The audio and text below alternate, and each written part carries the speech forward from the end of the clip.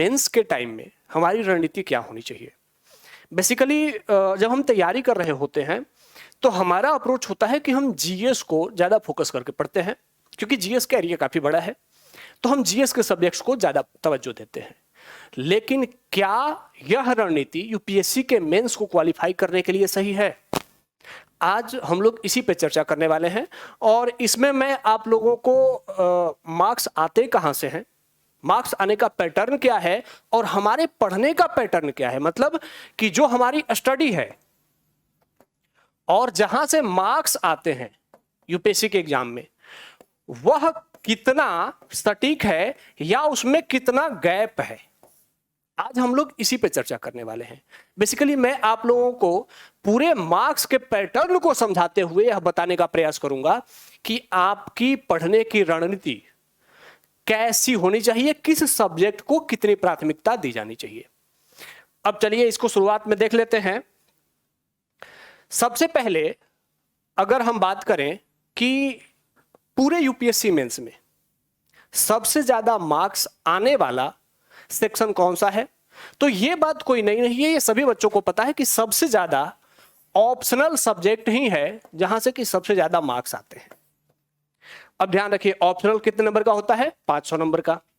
यहां पर 270 से 300 तक मार्किंग हो जाती है। इवन बहुत सारे बच्चे जिन्होंने ऑप्शनल पे अच्छा काम किया है वो 310 इवन 325 तक मार्क्स ला देते हैं।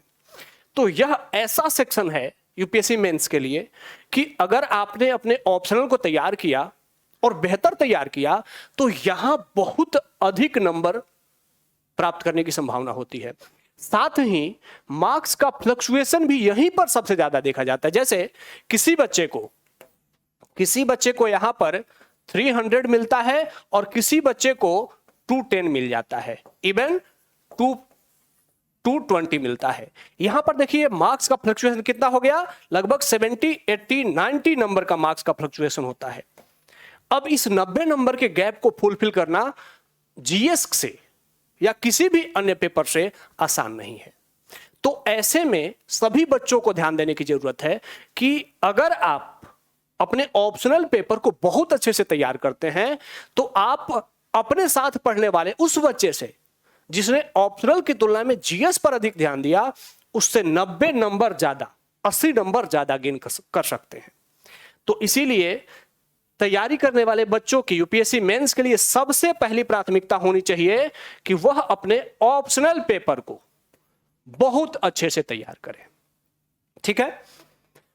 अब दूसरा आता है कि भाई ठीक है, ऑप्शनल तो सभी बच्चे पढ़ते ही हैं, सबकी प्राथमिकता भी रहती है, लेकिन दूसरे स्तर पर सेकंड स्टेज पे किस सब्जेक्ट को प्राथमिकता दी जानी चाहिए।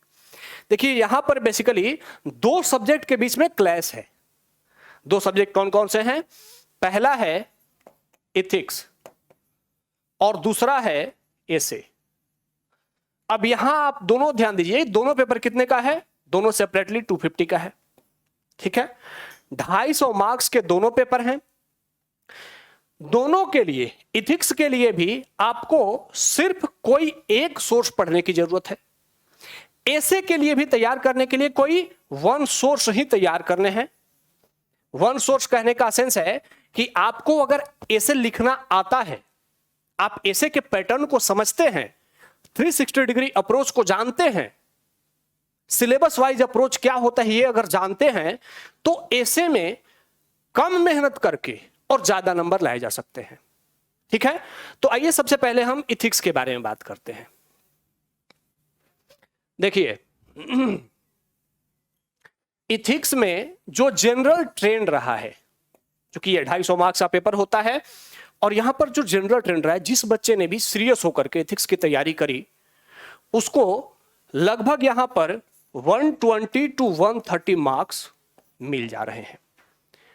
मैं एक सिंसियर स्टूडेंट की बात कर रहा हूं जिसने भी इथिक्स के पेपर पे फोकस करा, उसको 120 से 130 मार्क्स मिल रहे हैं। अब आप इसको तुलना कर लीजिए, जैसे अगर आपने जितना टाइम इथिक्स पर दिया, सोचिए उतना ही टाइम अगर आपने हिस्ट्री पर दिया। ठीक है, अब हिस्ट्री में आपने क्या पढ़ना शुरू किया? एंशिएंट पढ़ा, मिडिएवल पढ़ा, चूंकि आर्ट एंड कल्चर एक बहुत बड़ा एरिया है। उसके बाद इंडियन फ्रीडम स्ट्रगल पढ़ा। इतना पेपर पढ़ने के बाद भी जीएस पेपर 1 में हिस्ट्री से कितने नंबर के क्वेश्चन पूछे जाते हैं? हिस्ट्री से लगभग 100 से 120 नंबर के क्वेश्चन पूछे जाते हैं।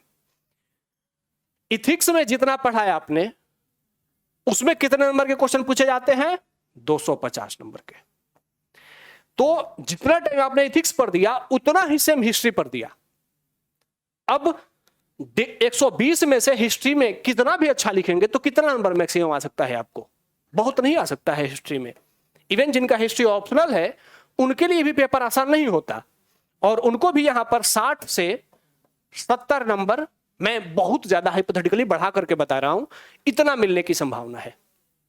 जबकि आपने उतना ही टाइम इथिक्स को दिया और यहां कितने नंबर मिलने की संभावना है?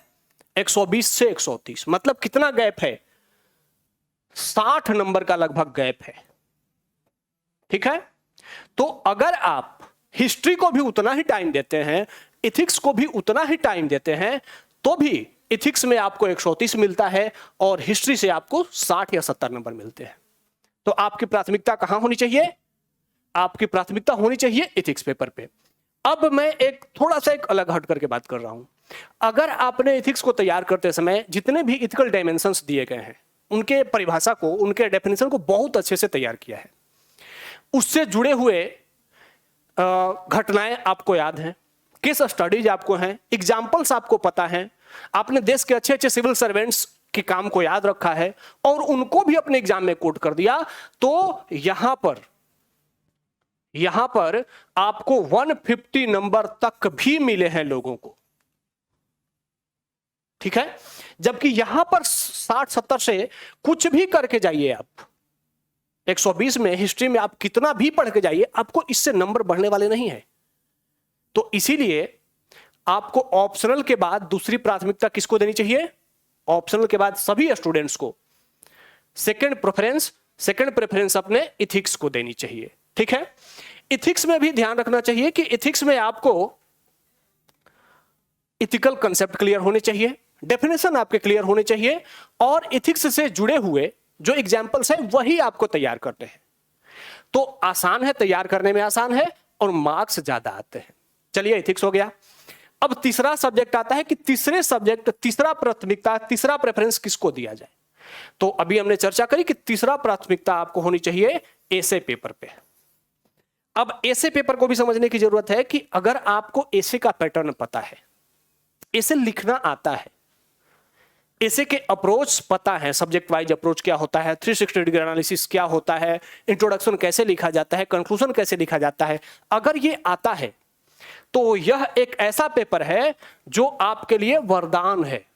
क्योंकि यहां लोगों को कितने मार्क्स मिलते हैं?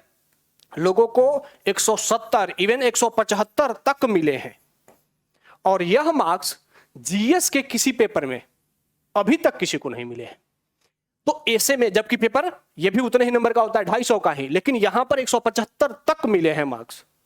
एवरेज मार्किंग की अगर हम बात करें तो एवरेज मार्किंग जो हिंदी मीडियम की अगर मैं बात करूं बच्चों की, तो उनकी 135 से 140 रहती है। ठीक है, इंग्लिश मीडियम वाले बच्चों की थोड़ी सी कम रहती है, यहां पर वो भी 130 का एवरेज मेंटेन कर लेते हैं। तो यहां अगर आप तैयार करते हैं, यहां मेहनत कम करना है और मार्क्स ज्यादा आ रहे हैं, तो अगर आपने ऐसे के पैटर्न को समझ लिया तो यहां आपके लिए 135 से 140 नंबर मिलने वाले हैं, सिर्फ 2 ऐसे लिख करके। और वो भी दोनों ऐसे के लिए आपको कोई बहुत ज्यादा कंटेंट पे मेहनत करने की जरूरत नहीं है, सिर्फ यह जान लेना है कि ऐसे कैसे लिखा जाता है। तो सिर्फ ऐसे लिखने जान करके आप 135 से 140 नंबर ला रहे हैं। ठीक है, तो यहां पर हो गया कि आपको तीसरी प्राथमिकता ऐसे को देनी चाहिए। ठीक है, अब आते हैं कि ठीक है, ये 3 प्राथमिकता, और ये भी ध्यान रख लीजिए कि अगर आपने सिर्फ इन्हीं 3 सब्जेक्ट्स को बहुत अच्छे से कर दिया तो इसी 3 सब्जेक्ट के ही मार्क्स मिलाकर के आपको मेंस क्वालिफाई करा दे रहे हैं। मेंस क्वालिफाई है आप, मतलब कि अभी जीएस के 3 पेपर बाकी हैं, पेपर 1, पेपर 2, पेपर 3 बाकी हैं, और आप मेंस क्वालिफाई कर चुके हैं। तो वहां से जो 3 पेपर के नंबर आने वाले हैं वो आपको मेरिट लिस्ट में ले जाने के लिए हैं, अगर आपने यहां पर सही मेहनत कर दिया तब। ठीक है, तो ठीक है, इसके बाद ये 3 सब्जेक्ट प्राथमिकता तो पढ़ाई का ही होना चाहिए, सबसे पहले ऑप्शनल, फिर एथिक्स, फिर ऐसे। चौथी प्राथमिकता किसको दी जानी चाहिए? देखिए, चौथी प्राथमिकता के स्तर पर 3 सब्जेक्ट आते हैं, हिस्ट्री, पॉलिटी और इकोनॉमी। अब ये 3 सब्जेक्ट क्यों हैं? क्योंकि अलग अलग स्टूडेंट्स के अलग अलग सब्जेक्ट्स पे कमांड होते हैं, ठीक है। हिस्ट्री से भी 100 से 120 नंबर के क्वेश्चन पूछे जाते हैं, पॉलिटी में भी 100 से 120 नंबर के, और इकोनॉमी में भी 100 से 120 नंबर के क्वेश्चन पूछे जाते हैं। तो इन तीनों सब्जेक्ट से मार्क्स जो मैक्सिमम आने की संभावना है वो लगभग इक्वल है। तो ऐसे में जिस बच्चे का हिस्ट्री ऑप्शनल है वह अपने हिस्ट्री को प्रेफरेंस करे, जिसका पॉलिटी या पीएसआईआर ऑप्शनल है या पॉलिटी से जुड़ा हुआ कोई सब्जेक्ट ऑप्शनल है तो वह पॉलिटी पे फोकस करे, और जिसका इकोनॉमी से जुड़ा हुआ कंसेप्ट अच्छा है वह इकोनॉमी पे फोकस करता है, तो उसको अपने चौथे प्रेफरेंस में हिस्ट्री, पॉलिटी और इकोनॉमी तीनों में से किसी एक को, जिस सब्जेक्ट में उसका कमांड अच्छा है, जो सब्जेक्ट उसे पढ़ने में अच्छा लगता है या जिसके बारे में नॉलेज उसकी अच्छी है, उसको अगर प्राथमिकता बनाता है तो यहां तीनों में से यहां 60 से 70 नंबर उसे मिलने की संभावना है, ठीक है। तो ये जो प्रेफरेंस है ये चौथा नहीं है, बल्कि चौथा, पांचवा और छठा तीनों हो गया आपके सामने। मतलब कि इन तीनों में से जो सब्जेक्ट आपको अच्छा आता है उसको आप अपने चौथा प्रेफरेंस पे रखिए, जो उसके बाद आता है उसको 5वें पे, और जो उसके बाद आता है उसको छठे प्रेफरेंस पे रखिए। तो इतना करने से अगर आप 70 हैं तो उसके बाद अगर हम दोनों में 50-50 मार्क्स ऐड करते हैं तो भी ये मार्क्स जो हैं ये आपको मेरिट लिस्ट तक पहुंचा देने में, फाइनल मेरिट लिस्ट तक पहुंचा देने के लिए सफिशिएंट हो जाते हैं, ठीक है।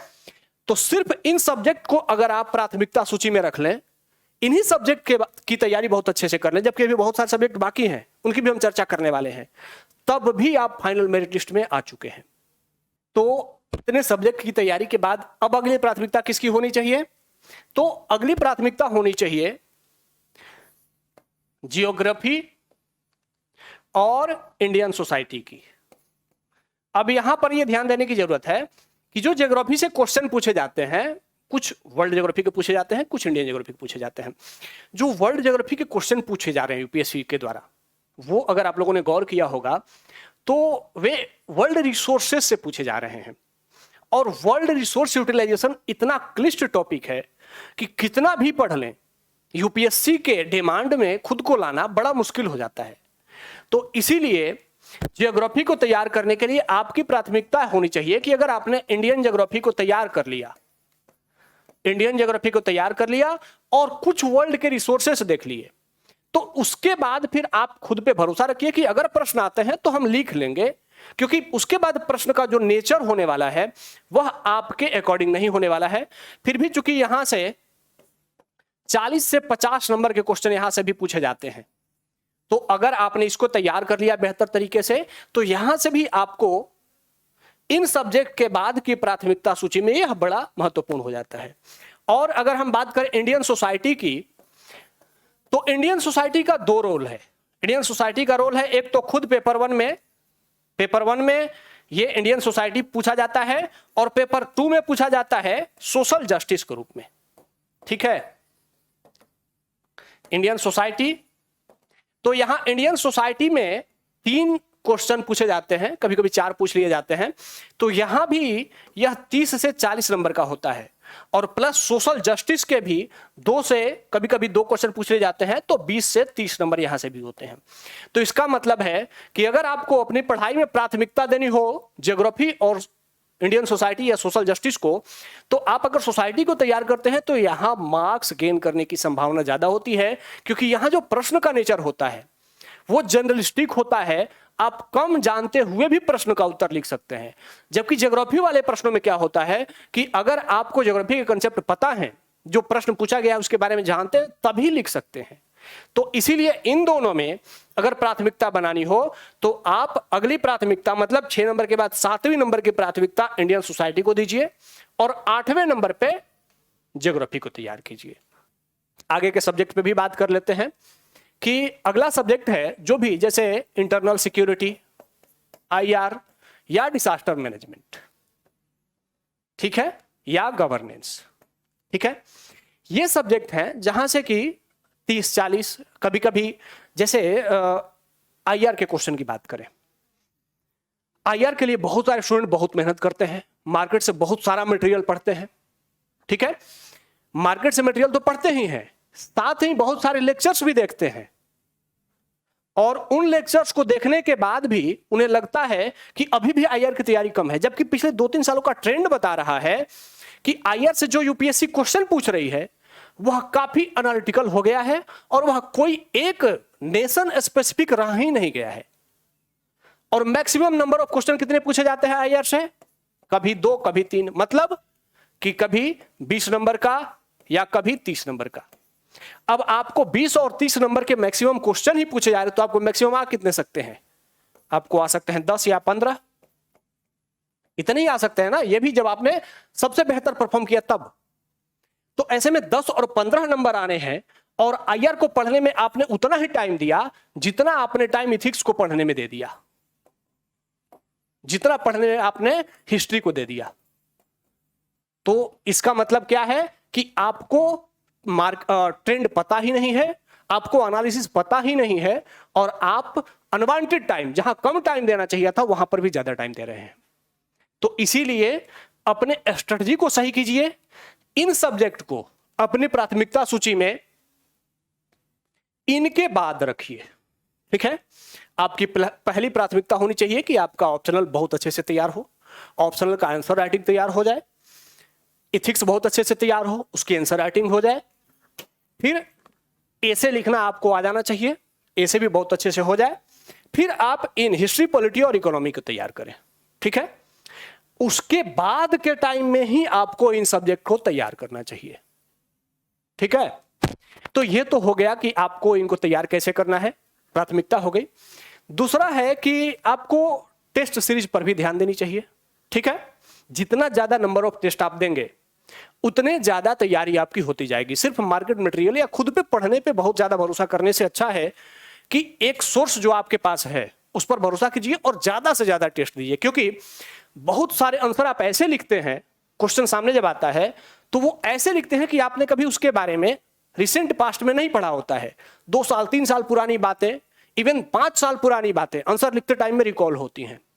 तो ये रिकॉलिंग कैपेसिटी तभी बढ़ती है जब ज्यादा से ज्यादा आप टेस्ट देते हैं। ठीक है, तो इन सब चीजों को ध्यान रखना चाहिए आपको। और चूंकि बहुत सारे बच्चों की क्वेरी रहती है, तो अब बहुत सारे सवाल एक साथ आ जाते हैं, हम बहुत सारे सवाल एक साथ नहीं ले सकते हैं, हमारी भी कुछ लिमिटेशंस हैं। हालांकि हमारी कोशिश रहती है कि हम ज्यादा से ज्यादा बच्चों की हेल्प कर सकें।